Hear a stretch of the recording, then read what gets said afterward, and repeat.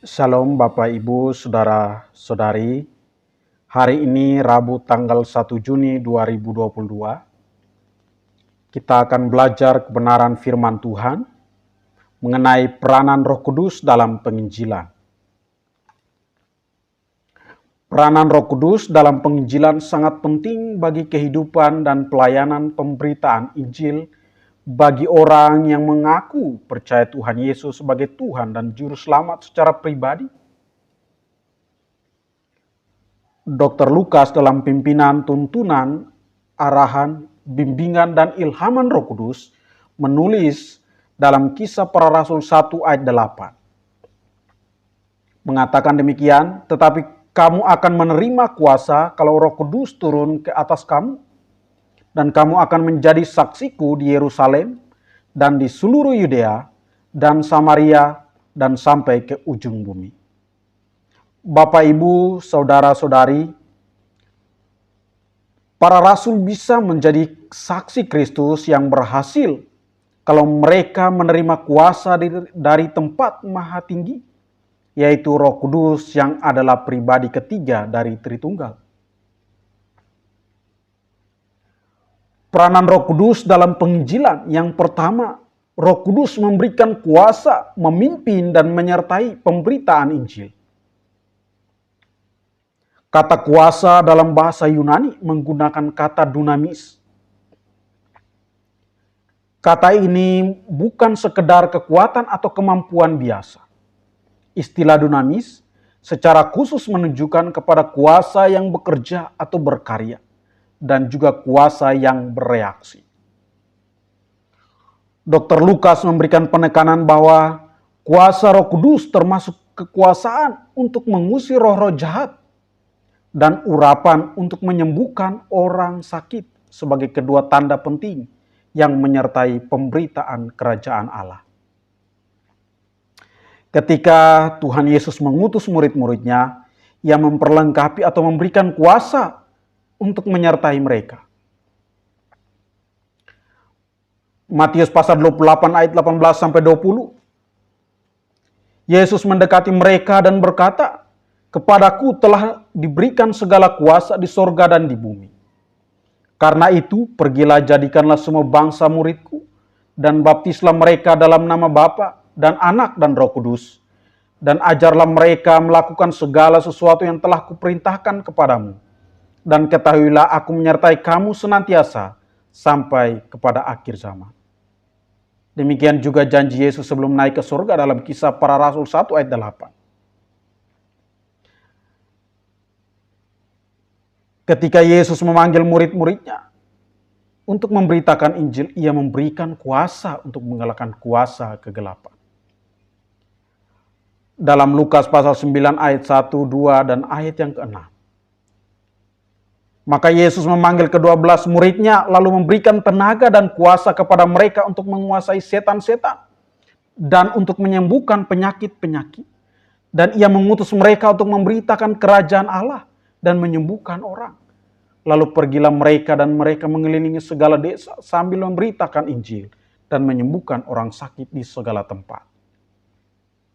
Bapak, Ibu, Saudara-saudari, Tuhan Yesus memberikan tenaga dalam bahasa Inggris power, dalam bahasa Yunani atau dunamis,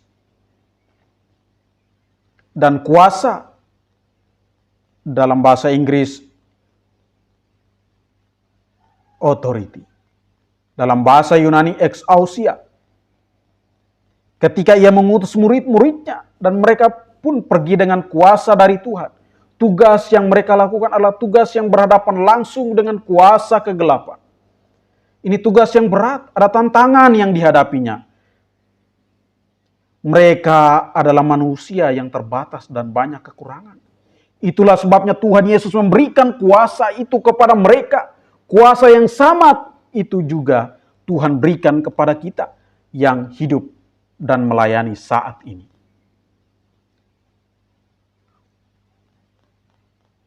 Kuasa Roh Kudus memimpin dan menyertai. Dalam Matius 10 ayat 16. "Lihat, aku mengutus kamu seperti domba ke tengah-tengah serigala. Sebab itu hendaklah kamu cerdik seperti ular dan tulus seperti merpati.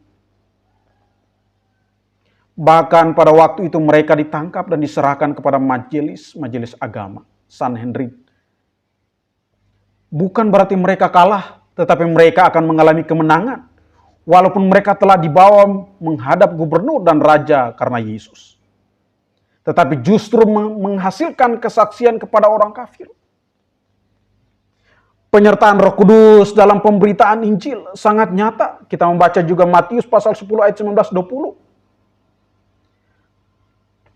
Apabila mereka menyerahkan kamu, janganlah kamu khawatir akan bagaimana dan akan apa yang harus kamu katakan. Karena semuanya itu akan dikaruniakan kepadamu pada saat itu juga. Karena bukan kamu yang berkata-kata, melainkan Roh Bapamu, Dia yang akan berkata-kata di dalam kamu. Artinya murid-muridnya, penginjil akan dipenuhi dengan kuasa Roh Kudus yang sekaligus memberikan karunia, kebijaksanaan, dan kata-kata untuk memberikan kesaksian yang memuliakan Kristus. Kalau kita melihat ketika Stefanus penuh dengan Roh Kudus memberitakan kesaksian tentang Yesus, maka mahkamah agama tidak dapat lagi melawan dan membantahnya. Sehingga mereka sangat marah dan geram dan akhirnya membunuh Stefanus. Itu di dalam Kisah Para Rasul pasal yang ke-7 ayat 54, 55, dan 57. Bahwa di dalam penginjilan, di dalam kesaksian kita, ada kesulitan yang dihadapinya, ada permasalahan yang dihadapinya, bahkan ada penganiayaan sekalipun, bahkan ada kematian. Tetapi Roh Kudus tinggal dalam hidup kita. Itulah cara Tuhan menyertai umatnya. Sebab Ia menyertai kamu dan akan diam di dalam kamu. Yohanes 14 ayat 16b dan 17b. Penyertaan Roh Kudus dalam pemberitaan Injil dibuktikan dengan tanda-tanda ajaib dan akan menyertainya.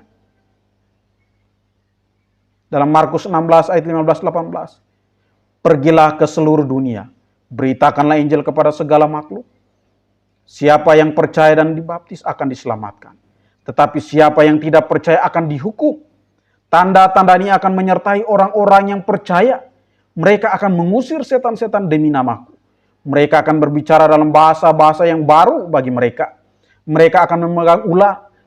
Dan sekalipun mereka minum racun maut, mereka tidak mendapat celaka. Mereka akan meletakkan tangannya atas orang sakit dan orang itu akan sembuh. Roh Kudus akan memberikan kuasa kepada orang yang mengenal Yesus Kristus sebagai Tuhan dan Juru Selamat secara pribadi dan mentaati firman Tuhan, Alkitab itu sendiri. Kuasa itu mendiami hati setiap orang yang percaya. Dan Roh Kudus akan mengajar kita untuk melakukan kehendak Tuhan.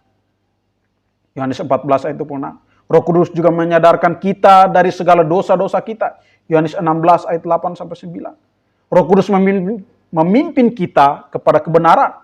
Yohanes 16 ayat 13. Roh Kudus juga menjadi jaminan kekal bahwa kita adalah milik Allah. Roh Kudus akan memateraikan kita untuk menjadi milik Tuhan. Kuasa Roh Kudus menggerakkan hati orang percaya untuk berani bersaksi. Kuasa untuk bersaksi bersama dengan Roh Kudus di dalam Kisah Para Rasul 5 ayat 31 dan 32. Dialah yang telah ditinggikan oleh Allah sendiri. Dengan tangan kanannya menjadi pemimpin dan juru selamat. Supaya Israel dapat bertobat, menerima pengampunan dosa. Dan kami adalah saksi dari segala sesuatu itu. Kami dan Roh Kudus yang dikaruniakan Allah kepada semua orang yang mentaati Dia. Roh Kudus memberikan semangat dalam Roma 12 ayat 11. Janganlah hendaknya kerajaanmu kendor. Biarlah rohmu menyala-nyala dan layanilah Tuhan. Kuasa mengalahkan musuh, iblis atau kuasa kegelapan. Kuasa untuk mengalahkan budaya dan kebiasaan yang mengandung dosa. Dan memberikan kekuatan di saat lemah dan putus asa.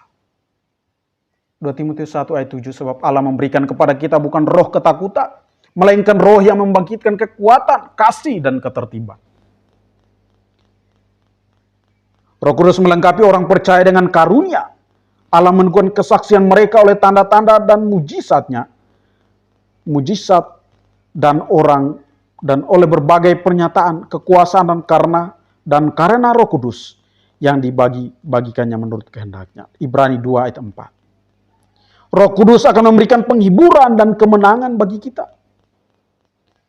Bapak, Ibu, Saudara-saudari, peranan Roh Kudus dalam penginjilan yang kedua. Roh Kudus mematahkan penghalang-penghalang pemberita Injil.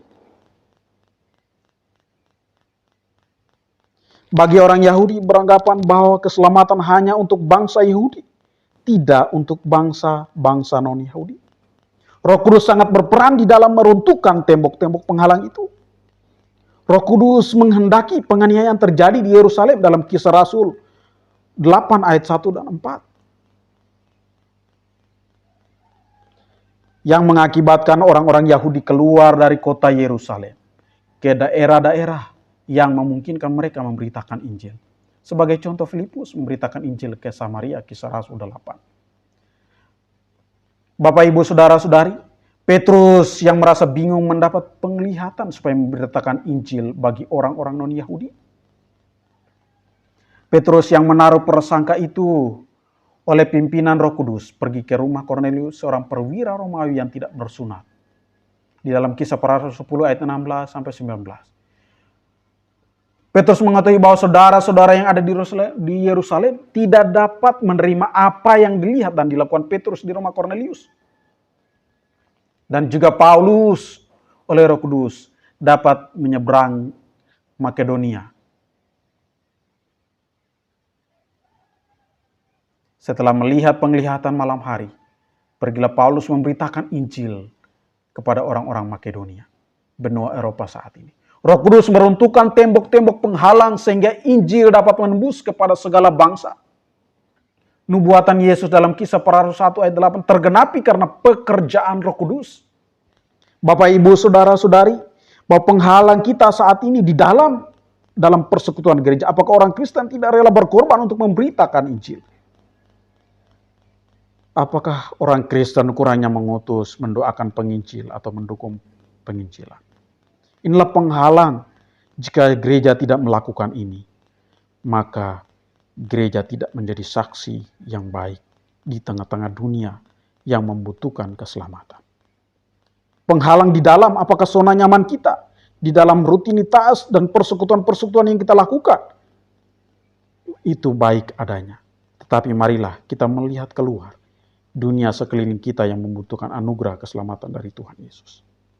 Penghalang yang di luar mungkin ada penganiayaan, ada kuasa kegelapan, ada kekuasaan, kebudayaan, kebiasaan-kebiasaan yang tidak bisa ditembus oleh Injil.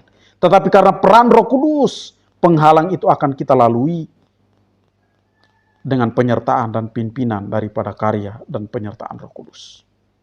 Bapak, Ibu, Saudara-saudari, peranan Roh Kudus dalam penginjilan yang ketiga. Roh Kudus membawa dampak bagi perkembangan dan pertumbuhan gereja. Kisah Para Rasul 2 ayat 41 sampai 47. Gereja mula-mula yang lahir pada hari Pentakosta atau hari pencurahan Roh Kudus melalui pekabaran Injil yang dilakukan oleh Rasul Petrus oleh Roh Kudus. Setelah ia berkhotbah, tercatat ada 3.000 orang percaya, bertobat, diselamatkan, dan dibaptis. Ini membuktikan, memproklamirkan Injil atau kabar baik tentang Yesus Kristus yang disalibkan untuk menebus kita dan dibangkitkan untuk membenarkan kita. Itulah keselamatan bagi setiap orang yang percaya dan mengaku serta menerima Dia sebagai Tuhan dan Juru Selamat. Berita itulah yang diproklamirkan oleh gereja-gereja Tuhan sepanjang kitab Kisah Para Rasul. Berita itu adalah berita penuh kasih karunia dan kuasa Allah. Sehingga setiap orang yang mendengarnya percaya serta mengaku dan menerima dalam hati dan hidupnya akan diselamatkan. Roma 10 ayat 10, karena dengan hati orang percaya dan dibenarkan, dan dengan mulut orang mengaku akan diselamatkan. Berita itulah yang dibutuhkan oleh umat manusia sepanjang sejarah.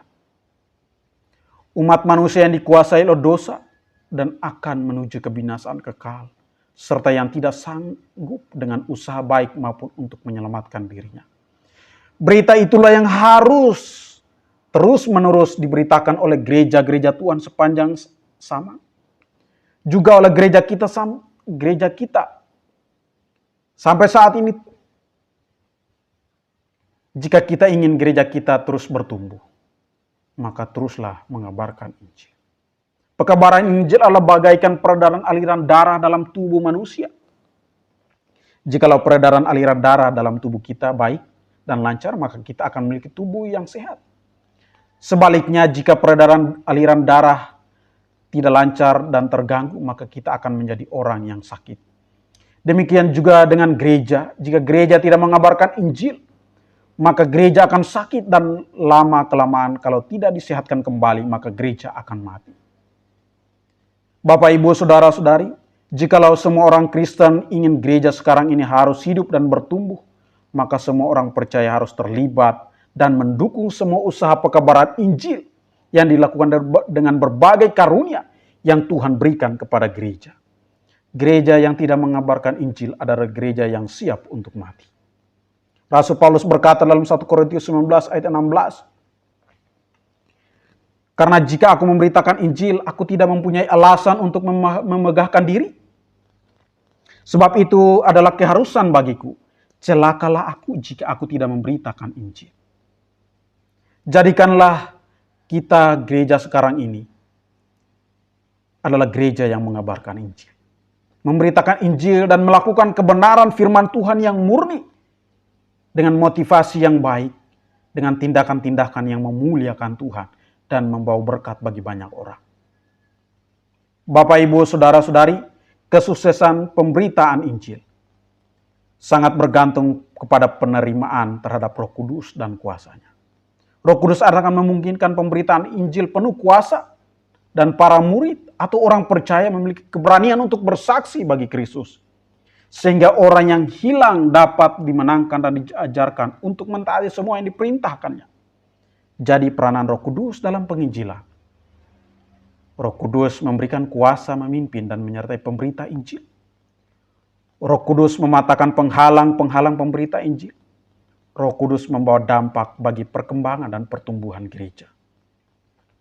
Dampak utama dari penerimaan terhadap Roh Kudus dan kuasanya adalah Yesus Kristus diberitakan, dikenal, diterima, dikasihi, dipuji, dan diimani sebagai Tuhan dan Juru Selamat pribadi. Amin.